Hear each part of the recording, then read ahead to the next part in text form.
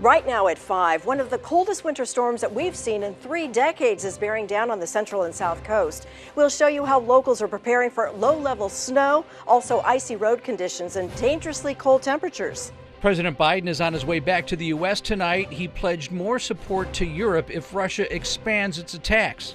And crews just finished repairing a local road damaged in January storms. How will it fare over the next few days? Your news channel live at 5 starts right now. Live, up and down the coast, from the beaches to the valleys, your news channel starts right now. Right now on your news channel, live at 5, hail in Santa Barbara. We have live team coverage of the storm starting right now. Good evening, everybody. I'm CJ Ward. And I'm Beth Farnsworth. We begin at 5 with live team coverage of the coldest storm in 34 years up and down our coast. Krista Kirk-Tien is in the First Alert Weather Center. John Palmentary is live in Santa Barbara. Patricia Martellotti is in Carpinteria, but first we turn to Dave Alley live in San Luis Obispo. And Dave, how are storm preps going there? Well, Beth and CJ, they are certainly well underway, and for good reason. As we can see, there are some storm clouds off in the distance, and it looks like that storm here is fast approaching within the next hour or so, at least a little bit further into the evening. Well, San Luis Obispo County Emergency Services, ahead of that storm, they met today along with the 7 cities here in the county. Other local government agencies, first responders, state public service, safety agencies as well. They all met to try and make sure everyone here is ready to go when that fast approaching winter storm hits, and does look like it's going to be one for the memory books.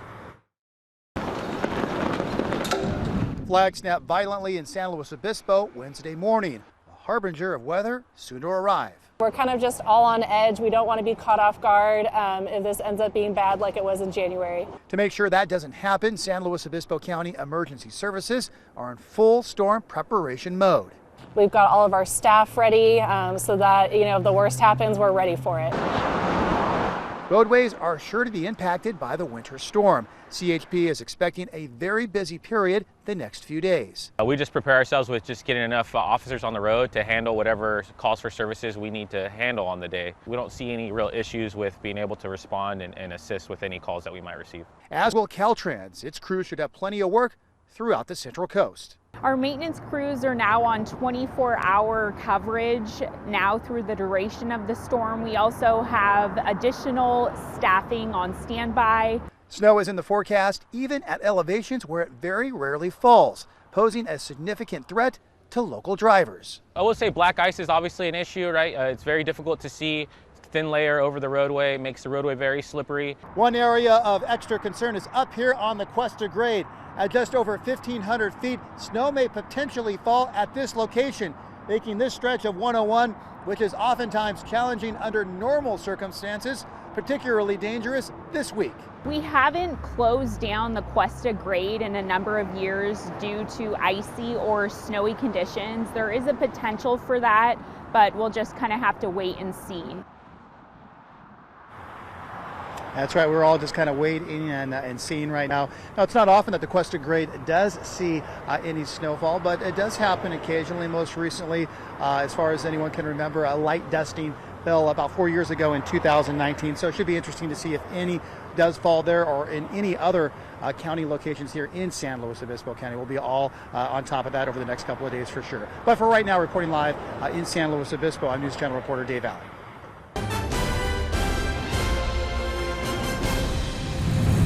I want to check in with Krista, and she really is watching the timing of this storm, and sounds like we're just hours away from the bulk of it. That's right, Beth. So what we're expecting for the rest of tonight is light, scattered, spotty showers. It could be moderate at times, but tomorrow, more of the same. The second half of tomorrow, that's when things change. Around 8:30 p.m. is when we are expecting widespread, consistent rain to begin around San Luis Obispo County. It will make its way farther south into much of Friday. That's when we are expecting the rain. But here's a look at that live storm tracker. Very spotty and inconsistent for this time, and those wind speeds still pretty gusty out there. The wind advisory that was in effect has expired. It's very chilly out there as well. Here's a look at that temperature change map. What makes this storm so significant is the fact that it will be the coldest system we've had in the past several decades and of this season, of course. And like I mentioned, not only rain but low-level snow, concerns for high surf, and very cold temperatures. I'll tell you more about it in my full forecast. For now, back to you. All right, thank you, Krista. Well, it has been a day of very mixed weather as the leading edge of this dynamic storm system is heading our way. And News Channel reporter John Palmentary spent the day checking out the trouble spots. And John, you found out the wind alone is causing damage.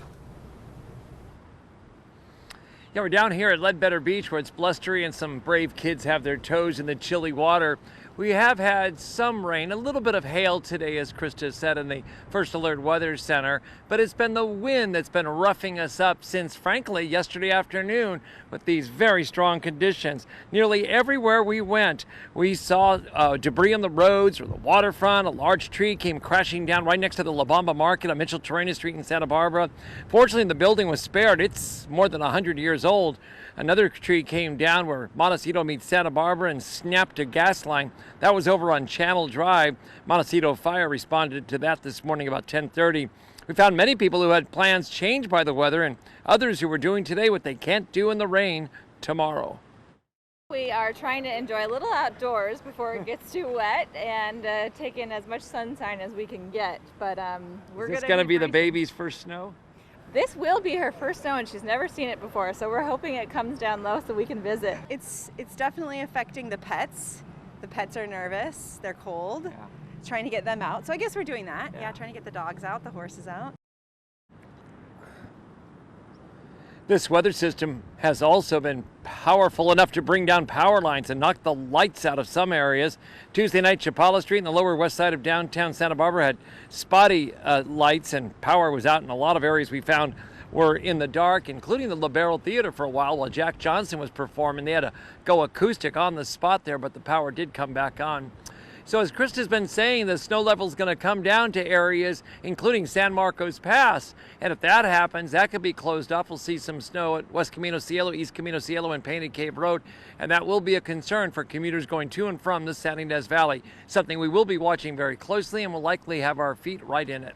Reporting live along the beach in Santa Barbara, where it's pretty blustery and cold this evening, I'm News Channel reporter John Palmentary. All right, bracing for all sorts of weather. Thank you for that, John.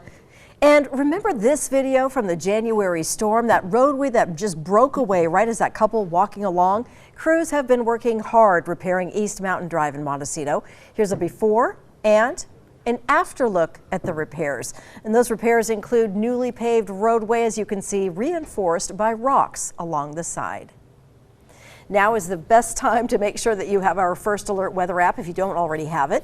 You can check out our live interactive radar and track the storm, including the rain, the winds, and potential snowfall. We'll also send alerts for severe weather in your area. It's free to download for iPhone and Android devices.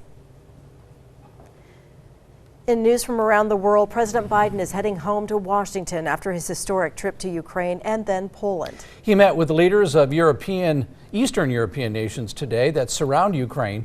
Again, he pledged support if Russia expands its attacks. Lindsay Watts has the latest from Washington. President Biden boarding Air Force One after vowing to defend NATO allies, calling it a sacred commitment.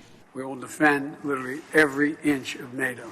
Biden meeting with leaders of the countries surrounding Ukraine, including Hungary, Bulgaria, and the Czech Republic. As NATO's eastern flank, you're on the front lines of our collective defense, and you know better than anyone what's at stake in this conflict. Biden saying Russian President Putin's aggression isn't just threatening Ukraine's freedom, but democracies throughout Europe and around the world. Since World War II, nothing like that has happened.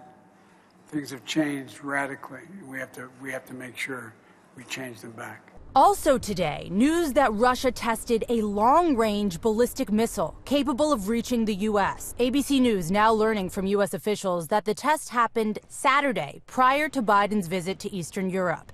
It appears the launch failed And officials say Russia notified the U.S. in advance of the test. Meanwhile, in Moscow, Putin meeting with China's top diplomat amid fears China will start providing weapons to Russia. That is a significant threat. Russia has had a hard time keeping up with its ammunition requirements in Ukraine, and China can solve that issue.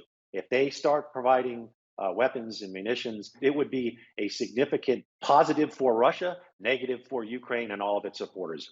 President Biden promising to announce new sanctions against Moscow in the coming days to keep pressure on Russia. So far, existing sanctions have done little to deter Putin. Lindsay Watts, Washington. Well, local beaches, including Carpinteria State Beach, are under a hazard warning. And News Channel reporter Patricia Martellani joins us now live with important information that beach visitors need to know about. Patricia? Well, the concern is not just all this debris you see here at Carpinteria State Beach. It's the debris you can't see underwater. This floating tree branch is just the tip of the iceberg of debris at Carpinteria State Beach. Given our rain that we had earlier this month, we had a lot of debris come out with our rivers and our creeks. The storm deposited tons of hazards into the surf zone, including a lot of driftwood, as you can see behind me. In different areas of the beach, we see a lot of driftwood, and it's made its way into the ocean, which has created some submerged hazards. Since much of the debris isn't visible, visitors are urged not to enter the ocean. Just keep an eye on the water. We stay out of the water because of the wood in the water can stab you if the waves knock you over, so you have to be careful.